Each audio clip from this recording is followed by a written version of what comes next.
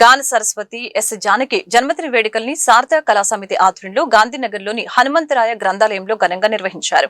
ఈ కార్యక్రమానికి ప్రముఖ విద్యావేత్త ఎంసీ దాస్, ప్రముఖ రచయిత గుమ్మ సాంబశివరావు ముఖ్య అతిథులుగా విచ్చేసి శారదా కళా సమితి అధ్యక్షులు డోగిపర్తి శంకర్రావుతో కలిసి కేక్ కట్ చేశారు. ఈ సందర్భంగా ఎంసీ దాస్ మాట్లాడుతూ దేశం గర్వించదగ్గ గొప్ప గాయని ఎస్ జానకి అని సుమారు 50,000కు పైగా పాటలను ఎంతో శ్రావ్యంగా ఆలపించి భారతీయుల హృదయాల్లో చెరగని ముద్ర వేశారని ఈ సందర్భంగా ప్రశంసించారు.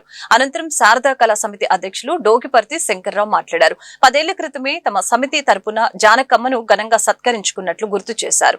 ఇక ప్రముఖ రచయిత గుమ్మ సాంబశివరావు తనదైన శైలిలో ఎస్ జానకి గొప్పతనాన్ని వివరిస్తూ చదివిన కవిత సభికులను ఎంతగానో ఆకట్టుకుంది.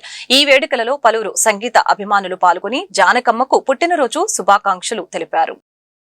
పుట్టినరోజు సభలో పాల్గొనేటట్లు చేసిన పెద్దవారు డోగిపర్తి శంకర్రావు గారు. ఆయనకి నాకు ఒకడే గురువు, అంటే నాకు ఆయన ఇండైరెక్ట్గా క్లాస్మేట్ లెక్క. అలాగే మా గురువు గారే ఇక్కడ ఉన్నారు. వారిద్దరి సమక్షంలో నేను మాట్లాడటం చాలా సంతోషంగా ఉంది.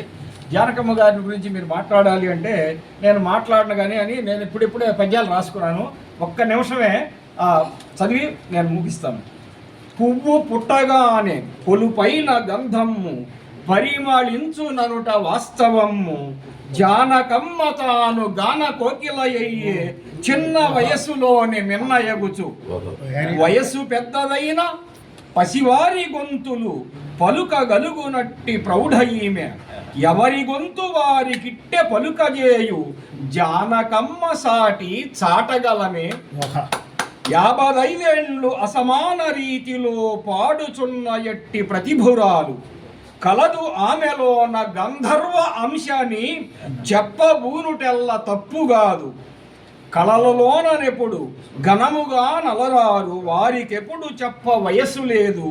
నిత్యమూర్తులగుచు నెగడుచుండెడు వారు కళల మూర్తులగుచు క్రాలుచుంద్రు. ప్రభుత ఇచ్చునట్టి పలు పురస్కారాలు లెక్క చేయనట్టి లేమ ఈమె. ప్రజల మధులయందు బాగుగా నిలుచును. ప్రజల మనసులో నిలవటమే 100 ఏండ్లు వారు వరల వలయు.